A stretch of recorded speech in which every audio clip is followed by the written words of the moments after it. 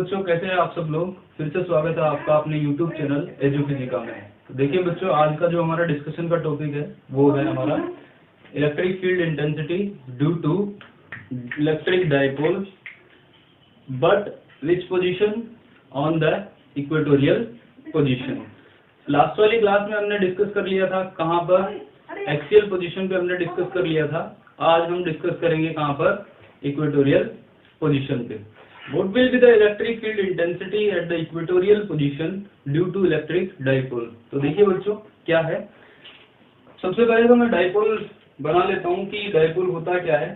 तो डाइपोल के बारे में भी पिछली वाली क्लास में मैंने डिस्कस कर दिया था, और इसको देखने से पहले आप पिछले वाला वीडियो जरूर देखें।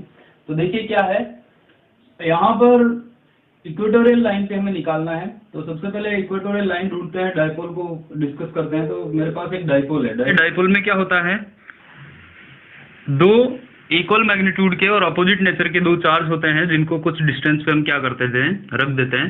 तो ये जो बनने वाला सिस्टम है इसको हम क्या बोलते हैं, इलेक्ट्रिक डाइपोल। तो यहाँ पर मेरे पास इधर नेगेटिव क्यू चार्ज है और इधर पॉजिटिव क्यू चार्ज है। तो ये हमारे पास क्या बन गया, इलेक्ट्रिक डाइपोल। नेगेटिव क्यू को मैंने ए पॉइंट पोजिशन ए पे अज्यूम किया है और बी पे मैंने पॉजिटिव क्यू को रखा है। और इन दोनों को मिलाने वाली लाइन को हम क्या बोलते थे, डाइपोल एक्सिस, और इसके सेंटर पॉइंट को हम क्या बोलते थे, डाइपोल सेंटर। डाइपोल सेंटर को हम डिनोट करते थे किससे, ओ से। दोनों चार्जेस के बीच का डिस्टेंस क्या हुआ करता है, हम 2a मानते हैं। तो ये जो टोटल डिस्टेंस है वो कितनी है, 2a, ठीक है। और a से लेके o तक की कितनी हो जाएगी, a, और o से लेके b तक की कितनी हो जाएगी, e। अब हमें क्या करना है, कौन सी पोजीशन पे, इक्वेटोरियल पोजीशन पे हमें इलेक्ट्रिक फील्ड फाइंड करना है। तो इक्वेटोरियल लाइन कौन सी होती थी, जो डाइपोल से पास होती थी और डाइपोल एक्सिस के क्या होती थी, परपेंडिकुलर। तो डाइपोल एक्सिस के परपेंडिकुलर लाइन कौन सी आएगी, ये वाली लाइन, बोलिए। तो आप इस पे कोई भी एक पॉइंट अज्यूम कर लीजिए और उस पॉइंट पे क्या निकाल लीजिए, इलेक्ट्रिक फील्ड। तो ये एंगल कितना है, 90, इधर भी कितना हो जाएगा, 90। तो ये हमारी इक्वेटोरियल एक्सिस हो गई।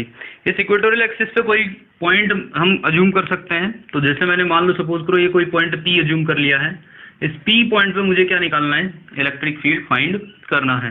तो एक सिस्टम बन गया चार्जेस का सिस्टम अगर गिवन हो और उसकी वजह से हमें किसी पॉइंट पे इलेक्ट्रिक फील्ड फाइंड करनी हो, तो हम क्या अप्लाई करते हैं, सुपरपोजिशन प्रिंसिपल, और जिसमें हम क्या करते हैं, इंडिविजुअल इलेक्ट्रिक फील्ड निकाल के उनका वेक्टर सम कर देते हैं।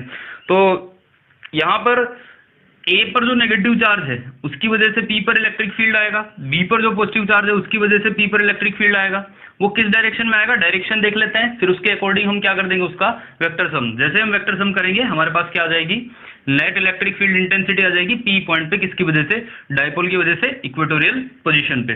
तो A से अगर इलेक्ट्रिक फील्ड की बात करूं तो A से प्रोड्यूस होने वाला इलेक्ट्रिक फील्ड क्या होगा, 2s2 चार्ज होगा, चार्ज के अंदर ही होगा, इनवर्ड होगा। तो यहाँ पर P पर जो इलेक्ट्रिक फील्ड की इंटेंसिटी A वाले चार्ज, नेगेटिव चार्ज की वजह से जो आएगी वो किधर आएगी, डाउनवर्ड आएगी, P से A की तरफ आएगी। तो मैं इसको E1 नाम दे देता हूँ, सपोज करो, इसको मैंने क्या नाम दे दिया, E1। ऐसे ही B की वजह से, B पॉजिटिव चार्ज है, तो पॉजिटिव चार्ज की वजह से जो इलेक्ट्रिक फील्ड होता है वो क्या होता है, away from the charge, charge से दूर की तरफ इलेक्ट्रिक फील्ड आएगा। तो इसकी वजह से जो इलेक्ट्रिक फील्ड B की वजह से, मैं इसको बोल देता हूँ E2, ठीक है। ये हमारा E2 वेक्टर हो गया, ये इस डायरेक्शन में आ गया, ये हमारा E1 वेक्टर है। अब यहाँ पर क्या करते हैं अपन, इन दोनों के बीच का एंगल नहीं पता है हमें, और साथ ही हम क्या कर सकते हैं, इन दोनों इलेक्ट्रिक फील्ड को रिजोल्व कर लेते हैं अलोंग टू एक्सिस और परपेंडिकुलर टू द एक्सिस। तो रिजोल्व करने के लिए मुझे दो एक्सिस अज्यूम करनी पड़ेंगी। तो एक तो parallel to the dipole axis, और we can say along to dipole axis. तो डाइपोल एक्सिस के पैरेलली क्या हो जाएगी हमारी, ये वाली एक एक्सिस हो जाएगी, और एक अलोंग टू इक्वेटोरियल लाइन हो जाएगी। तो डाइपोल एक्सिस और इक्वेटोरियल लाइन के अलोंग अगर हम इन दोनों इलेक्ट्रिक फील्ड को रिजोल्व करें, तो देखिए सपोज करो यहाँ पर ये P पॉइंट की जो A से एंगुलर पोजीशन है वो कितनी है, थीटा। ऐसे ही B से भी कितनी मान लेते हैं अपन, थीटा। और ये जो O पॉइंट है वहां से इस P पॉइंट की डिस्टेंस कितनी है, R डिस्टेंस पे हमें क्या करना है, डाइपोल सेंटर से R डिस्टेंस पे हमें क्या करना है, इलेक्ट्रिक फील्ड इंटेंसिटी को फाइंड करना है। फिर हम इनको रिजोल्व करते हैं। तो देखिए अगर ये एंगल थीटा है तो सीधी सी बात है ये एंगल भी कितना होगा, थीटा होगा, अल्टरनेट एंगल हो गए जेड जेड, ठीक है। तो E1 को हम रिजोल्व करते हैं अलोंग टू एक्सिस, इधर कौन सा कंपोनेंट आ जाएगा, थीटा के साथ में जो एक्सिस होता है उसके साथ कौन सा कंपोनेंट आता है, कोस कंपोनेंट, तो ये E1 कोस थीटा आ गया यहाँ पर, ठीक है। और इधर इस एक्सिस के अलोंग, इक्वेटोरियल एक्सिस के अलोंग कौन सा कंपोनेंट आ जाएगा, E1 साइन थीटा कंपोनेंट आ गया, ठीक है। अब नेक्स्ट अगर ये एंगल थीटा है, कौन सा, ये एंगल थीटा है, तो कौन सा वाला, ये वाला एंगल कौन सा होगा, ये भी थीटा ही होगा। कैसे, ये थीटा 90, ये क्या हो गया 90 माइनस थीटा, ये 90 माइनस थीटा, तो ये भी 90 माइनस थीटा, ये 90 माइनस थीटा, तो ये कितना हो गया, थीटा हो गया। तो अब E2 को भी रिजोल्व कर लेते हैं, E2 को रिजोल्व करेंगे तो इसके साथ जो कंपोनेंट आएगा वो कौन सा कंपोनेंट आएगा, कोस कंपोनेंट, तो ये क्या आ गया E2 कोस थीटा, और इक्वेटोरियल एक्सिस के अलोंग जो कंपोनेंट आएगा वो कौन सा आ जाएगा, साइन कंपोनेंट, तो E2 साइन थीटा। तो सबसे पहले तो हमने क्या किया, ये जो इलेक्ट्रिक फील्ड थे इनको हमने अलोंग टू डाइपोल एक्सिस और इक्वेटोरियल एक्सिस के अलोंग क्या कर लिया, रिजोल्व कर लिया है, ठीक है। अब हमें सबसे पहले E1 और E2 की वैल्यू पता करनी है कि what is the E1 and what is the E2। तो E1 है वो AP डिस्टेंस पे कोई पॉइंट है और नेगेटिव चार्ज की वजह से इलेक्ट्रिक फील्ड है। तो सबसे पहले ये डिस्टेंस हम मेजर कर लेते हैं। तो इस डिस्टेंस को अगर मेजर करें तो ये A है और ये R है, तो ये क्या हो जाएगी, root of R square plus A square. बोलिए, ऐसे इधर से भी ये भी क्या हो जाएगी, root of R square plus A square. तो अगर मैं इलेक्ट्रिक फील्ड निकालूं, electric field intensity due to negative charge on P पे मैं निकालना चाहता हूं, P पॉइंट पे, एट P पॉइंट, तो मैं निकालना चाहूं तो उसको मैंने क्या बोला है, E1। तो E1 की वैल्यू अगर मैं निकालना चाहता हूँ, पहले मैं मैग्नीट्यूड निकाल लेता हूँ, तो E1 मैग्नीट्यूड, E1 वेक्टर का मैग्नीट्यूड निकाल लेता हूँ, या फिर E1 वेक्टर निकाल लेता हूँ। तो E1 वेक्टर पहले मैग्नीट्यूड बोलते हैं। तो पॉइंट चार्ज की वजह से कुछ डिस्टेंस पे हम इलेक्ट्रिक फील्ड कैसे निकालते हैं, KQ अपॉन R स्क्वायर। तो यहाँ K तो Q की जगह क्या है, Q ही है, और डिस्टेंस का स्क्वायर, डिस्टेंस क्या है, root of R square plus A square, तो इसका स्क्वायर करेंगे तो क्या हो जाएगा, R square plus A square, ठीक है। और डायरेक्शन की बात करें तो क्या हो गई, अलोंग P से A की तरफ हो जाएगी। ऐसे ही अपन क्या करते हैं, हम next electric field intensity due to positive charge at P पे फिर से हम पॉजिटिव चार्ज की वजह से निकालते हैं। तो वही बात, इसको हमने E2 वेक्टर माना है, तो E2 vector is equal to क्या हो जाएगी, K Q, डिस्टेंस वही है तो R square plus A square, ठीक है। और ये किधर हो जाएगी, अलोंग VP के अलोंग B से P की तरफ हो जाएगी। अब देखिए इसको इक्वेशन फर्स्ट दे देता हूं मैं, और इसको दे देता हूं इक्वेशन सेकंड। भाई इक्वेशन फर्स्ट एंड सेकंड अगर हम देखें तो दोनों का magnitude E1 vector is equal to क्या है, E2 वेक्टर, दोनों का मैग्नीट्यूड इक्वल है, और जो कि क्या है, KQ upon R square plus A square, ठीक है। तो ये हमारे पास आ गया इलेक्ट्रिक फील्ड के मैग्नीट्यूड, जो कि क्या है, इक्वल हैं।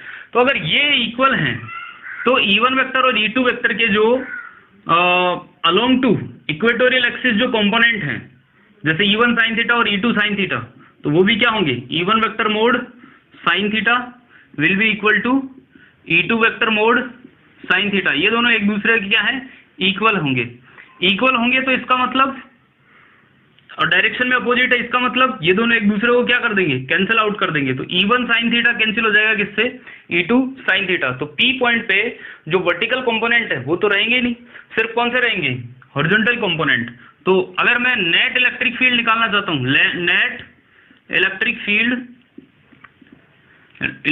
एट P पे नेट इलेक्ट्रिक फील्ड आएगा, तो वो सिर्फ और सिर्फ किसकी वजह से आएगा, ड्यू टू हॉरिजॉन्टल कंपोनेंट। और हॉरिजॉन्टल कंपोनेंट क्या है हमारे पास, अगर मैं E वेक्टर की बात करूं तो क्या क्या है, एक तो हमारे पास E1 कोस थीटा है, दूसरा हमारे पास क्या है E2 cos थीटा, ठीक है। और डायरेक्ट वेक्टर है, डायरेक्शन की बात करें तो दोनों ही किधर हैं, देखिए पहले मैं डाइपोल मूवमेंट की डायरेक्शन बताता हूँ। तो डाइपोल मूवमेंट की डायरेक्शन मैंने बता रखी है किधर होती है, नेगेटिव क्यू चार्ज से पॉजिटिव क्यू चार्ज की तरफ। तो इसके अपोजिट है किसकी डायरेक्शन, E1 cos थीटा और E2 cos थीटा। तो नेट इलेक्ट्रिक फील्ड की डायरेक्शन भी क्या होगी, सी के अपोजिट, तो मैं माइनस पी कैप यहाँ पर लिख सकता हूँ। बोलिए, तो ये हमारे पास नेट इलेक्ट्रिक फील्ड आ गया। अब यहाँ से मुझे फिर से समझ में आता है, अगर E1 cos थीटा को मैं क्या बोल सकता हूँ, equal to E2 cos theta के, क्योंकि दोनों मैग्नीट्यूड में इक्वल हैं। तो ये दोनों इक्वल आ गए, ये दोनों इक्वल आ गए। तो मैं यहाँ से net electric field E vector eight point P वो क्या हो जाएगा 2E1 cos थीटा और साथ में क्या आ जाएगा P कैप। तो आगे मैं माइनस ले आता हूँ, तो minus 2E1 cos theta P cap. अब E1 की वैल्यू हमारे पास यहाँ पर है। अब मैं यहाँ पर cos थीटा की वैल्यू और निकाल लेता हूँ। तो cos थीटा की वैल्यू निकालने के लिए देखिए इन ट्राइंगल AOP की मैं अगर मैं बात करूँ तो यहाँ पर cos theta is equal to क्या हो जाएगा बताइए, A upon root of R square plus A square. तो ये सारी वैल्यू हम इसमें रख देते हैं। तो अब हमारे पास net electric field E vector is equal to क्या हो जाएगा, -2 E1 की जगह K Q upon R square plus A square, और फिर cos थीटा की जगह क्या हो जाएगा A upon root of R square plus A square. तो रूट को मैं क्या लिख सकता हूँ, पावर में 1/2, और साथ में क्या है हमारे पास P कैप। अब इसको थोड़ा सा मैं मैनेज कर देता हूँ। तो मैनेज करने के लिए मुझे क्या करना पड़ेगा, K को मैं ऐसे कैसे रख लेता हूँ, नेगेटिव साइन भी रख लेता हूँ, और Q को ऐसे कैसे लेता हूँ, 2 को A के साथ ले जाता हूँ और साथ में P कैप यहाँ पर रख लेता हूँ। तो नीचे क्या रह गया, R square plus A square की पावर में क्या आ गया 3/2, ठीक है। तो ये हमारे पास आ गया। अब डाइपोल मोमेंट का डेफिनेशन मैंने बताया था, P वेक्टर क्या होता है, charge into distance between the charge, और डायरेक्शन P कैप मैं यहाँ पर ले लेता था, जो कि क्या होता था P cap negative Q to positive Q। तो यानी कि अगर मैं इसकी बात करूँ ये वाली टर्म की, तो ये हमारे पास क्या है P वेक्टर। तो अब मैं अगर इस इलेक्ट्रिक फील्ड को लिखना चाहूँ तो अब मैं इलेक्ट्रिक फील्ड को क्या लिख सकता हूँ, E vector is equal to minus K P vector upon R square plus A square की पावर 3/2, ये हो गया। ये हमारे पास कहाँ पर आ गया, इक्वेटोरियल एक्सिस पे। तो मैं यहाँ पर E वेक्टर इक्वेटोरियल लिख देता हूँ, ठीक है, इक्वेटोरियल एक्सिस, ये हमारे पास आ गया इक्वेटोरियल पोजीशन पे इलेक्ट्रिक फील्ड। डायरेक्शन की बात करें तो देखिए माइनस को हम अगर P वेक्टर के साथ में रखें तो यहाँ पर माइनस P वेक्टर लिख सकते हैं। तो हम बोल सकते हैं कि डाइपोल मूवमेंट के अपोजिट डायरेक्शन में इसकी क्या रहेगी, नेट इलेक्ट्रिक फील्ड की डायरेक्शन रहेगी। यहाँ पर हम केस ले लेते हैं कि अगर सपोज करो if R is greater than A, then A square approx कितना कर सकता हूँ मैं 0। तो उस वाली कंडीशन में हमारे पास E इक्वेटोरियल जो होगा वो क्या हो जाएगा भाई, minus K P vector upon R cube, क्योंकि देखिए ये तो हो जाएगा 0 और ये R स्क्वायर R 3/2, 2 से 2 कैंसिल, तो क्या रह जाएगा R क्यूब। तो ये फाइनली हमारे पास क्या आ गया, इलेक्ट्रिक फील्ड आ गया एट द इक्वेटोरियल पोजीशन। अब यहां से देखिए तो बच्चों ये फाइनल जो है हमारे पास रिजल्ट आ गया इसका, कि इक्वेटोरियल लाइन पे जो नेट इलेक्ट्रिक फील्ड होगा डाइपोल की वजह से वो कितना होगा, minus KP upon R cube. Negative sign यहाँ पर ये रिप्रेजेंट कर रहा है कि हमारा इक्वेटोरियल पोजीशन पे जो इलेक्ट्रिक फील्ड है वो इलेक्ट्रिक डाइपोल मूवमेंट के क्या होगा, अपोजिट डायरेक्शन में होगा, ठीक है। अब रही बात दूसरी कौन सी, कि अगर अपन कंपैरिजन करें डाइपोल एक्सिस पे और इक्वेटोरियल एक्सिस पे इलेक्ट्रिक फील्ड इंटेंसिटी की, तो देखिए एक्सिस पे क्या आई थी हमारे पास, एक्सिस पे क्या आई थी, E एक्सिस की मैं बात करता हूं तो E एक्सिस हमारे पास क्या आया था, माइनस प्लस का आया था 2K P वेक्टर अपॉन में क्या आया था R क्यूब, यह आया था। तो अगर मैं सिर्फ मैग्नीट्यूड की बात करूं तो E एक्सिस का मैग्नीट्यूड यहाँ पर KP अपॉन R क्यूब, ये किसका मैग्नीट्यूड हो गया, E इक्वेटोरियल का मैग्नीट्यूड। तो E एक्सिस पे जो इलेक्ट्रिक फील्ड होता है उसका जो मैग्नीट्यूड होता है वो 2 टाइम्स होता है कहाँ के इलेक्ट्रिक फील्ड का, इक्वेटोरियल एक्सिस पे जो आपका इलेक्ट्रिक फील्ड इंटेंसिटी आता है उसके मैग्नीट्यूड के। तो 2 टाइम्स होता है एक्सिस पे इलेक्ट्रिक फील्ड, कहाँ से, इक्वेटोरियल पोजीशन से, ठीक है। तो ये हमारे पास हो गया इलेक्ट्रिक डाइपोल की वजह से इलेक्ट्रिक फील्ड हमने एक्सिस के लिए भी बात कर ली और इक्वेटोरियल पोजीशन के लिए भी बात कर ली। बस दोनों में फ़र्क इतना है कि एक्सिस पे जिधर हमारा इलेक्ट्रिक फील्ड आता है उसके अपोजिट में आता है इक्वेटोरियल पे, और साथ ही यहाँ पर एक्सिस पे जो इलेक्ट्रिक फील्ड आता है वो 2 टाइम्स आता है किसके, इक्वेटोरियल पोजीशन पे। तो बच्चों अगर नहीं समझ में आया हो तो आप मुझे कमेंट बॉक्स में कमेंट कर सकते हैं, कहीं भी किसी भी स्टेप पे मैं रेस्पॉन्स ज़रूर दूंगा। और अगर आपको ये वीडियो पसंद आया हो तो लाइक ज़रूर करें और साथ ही सब्सक्राइब करें और लेटेस्ट अपडेट के लिए बेल आइकन पे प्रेस करें। Okay, thank you very much for watching my video.